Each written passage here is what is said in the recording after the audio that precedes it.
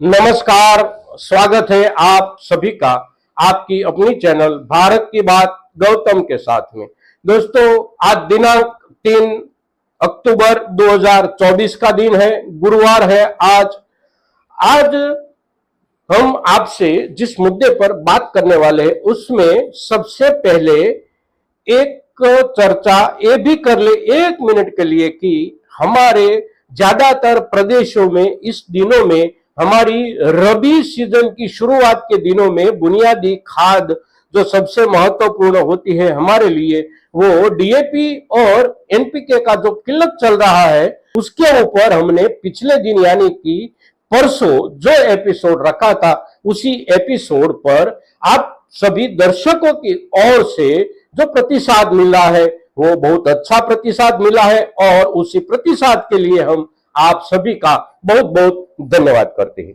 आज के दिन हम बात करेंगे हमारे प्रदेश के, खास करके राजस्थान हो और हमारा एमपी हो, हरियाणा हो और गुजरात का कुछ इलाका हो जहां पर इस सीजन में सरसों रायडे की बुआई होती है।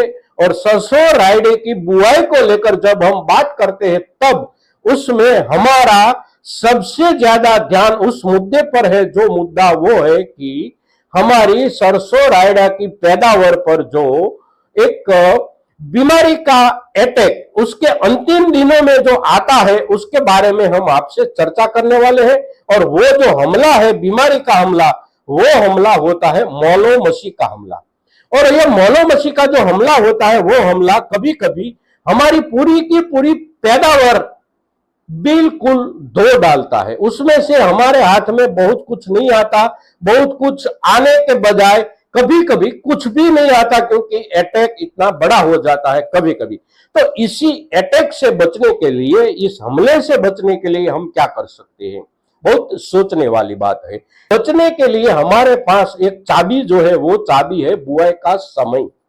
बुआई का समय हम अगर बहुत बारीकी से समझकर पसंद करते हैं और उसी समय में हम बुआई कर लेते हैं तो बीमारी का ये जो हमला है, डिसीज का ये जो अटैक है, उससे हमारे पौधे, हमारा खेत बच जा सकता है। संपूर्ण रूप से भी हमारे खेत को बचाया जा सकता है। आप सभी जानते हैं, आपके अनुभव में भी है कि ये जो हमला होता है मौलोमशी का हमला, हमारे सरसों रायडे की उपज पर वो होता है फरवरी महीने की शुरुआत के हिसाब से। फरवरी महीने की शुरुआत जब से होती है तब से हमारे ये सभी इलाकों में, राजस्थान, एमपी, गुजरात, हरियाणा, सभी इलाकों में मौलोमशी का एक प्राकृतिक उपद्रव अपने आप शुरू हो जाता है। और उसी उपद्रव का सबसे ज्यादा असर हमारी इस पैदावार पर, हमारी सरसों रायडा की पैदावार पर होता है। और सरसों रायडे की पैदावार में भी जो पैदावार उसी दिनों में फ्लावरिंग के तबके में होती हो, फ्लावरिंग के समय में होती हो, ज्यादा से ज्यादा उसके ऊपर फूल लगे हो, तो उसके ऊपर सबसे ज्यादा असर होता है। अगर इसी समय के दौरान हमारी बुआई में फलियां लगने की शुरुआत हो गई है, अगर फलियां लग चुकी है, 50% तक अगर फलियां लग चुकी है, तो इस अटैक का असर हमारे इस पैदावार पर कम होता है। और अगर संपूर्ण रूप से फलियां बन गई है जनवरी महीने में, जनवरी महीने के अंतिम दिनों तक में हमारी पैदावार पर पूरी की पूरी फलियां जो लगने वाली होती है वो लग गई है, तो इसका अटैक उसके ऊपर कोई असर नहीं कर सकता। हमारी जो पैदावार आने वाली है वो आएगी ही आएगी। किंतु जनवरी के अंत तक में हमारी पैदावार के ऊपर, हमारे सरसों रायडे के ऊपर फ्लावर की जगह फलियां लग जाए, उसके लिए हमें कौन सा समय पसंद करना है, उसकी बुआई का। तो उसकी बुआई का श्रेष्ठ समय, और इस हिसाब से अगर श्रेष्ठ समय हम समझे तो ये अक्टूबर का महीना है।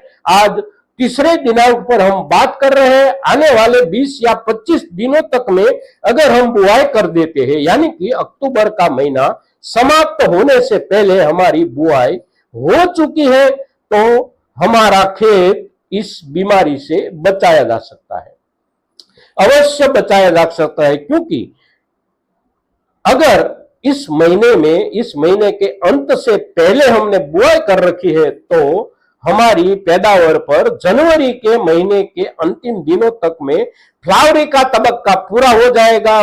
फूलों की जो समयावधि है वो पूरी होकर उसके ऊपर फलियां लग चुकी होगी, तो उसकी वजह से हमारा पाक मौलोमशी के रोग की, मौलोमशी की बीमारी की संभावना से संपूर्ण रूप से बच जा सकता है।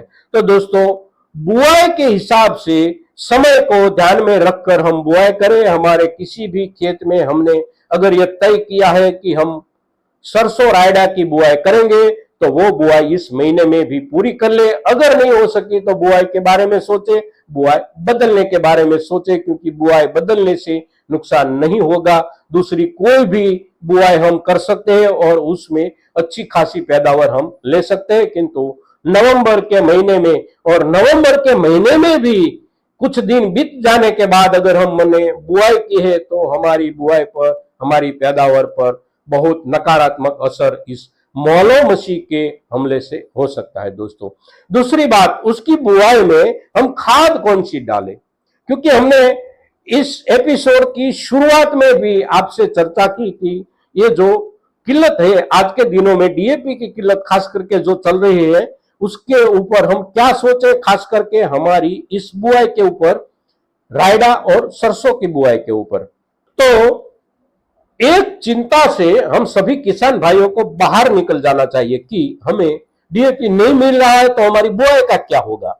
हमारी ये जो बुआई है, ये सरसों रायडा की बुआई, उसमें डीएपी या एनपीके 12, 32, 16 कोई अनिवार्य बुनियादी खाद नहीं है।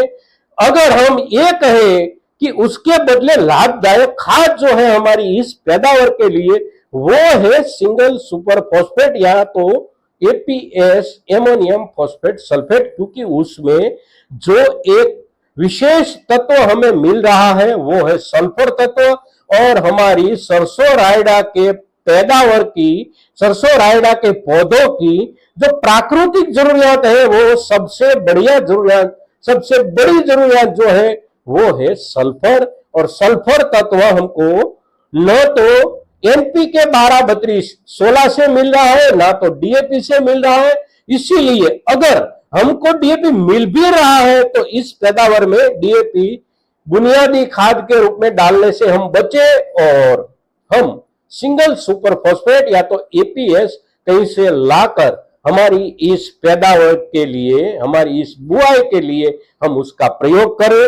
इसका प्रयोग अगर हम करेंगे तो हमारी इस पैदावार की जो प्राकृतिक जरूरत है वो जरूरत हम उसको दे पाएंगे और उसके हिसाब से हमारी इस पैदावार में हम अच्छा खासा लाभ पा सकते हैं। दोस्तों, आज के दिन सरसों रायडा की जो बीमारी होती है, उसी बीमारी के साथ जुड़ा हुआ उसकी बुआई के समय के मुद्दे को लेकर और उसकी बुनियादी खाद को लेकर हम जब आपसे बात करते हैं, चर्चा करते हैं इस एपिसोड में, तो ये एपिसोड हमारे इसी पैदावार की बुआई करने की सोच रहे किसान भाइयों तक ये एपिसोड अवश्य पहुंचना चाहिए, क्योंकि इससे हमारी कुछ जानकारियां बढ़ती है और हमारी बढ़ी हुई जानकारियों के आधार पर हमारी कुछ किल्लतें कम हो जाती है और हमारी पैदावार में भी बढ़ोतरी होने की संभावना बनती है। दोस्तों, तो ज्यादा से ज्यादा किसान भाइयों तक इस एपिसोड को आप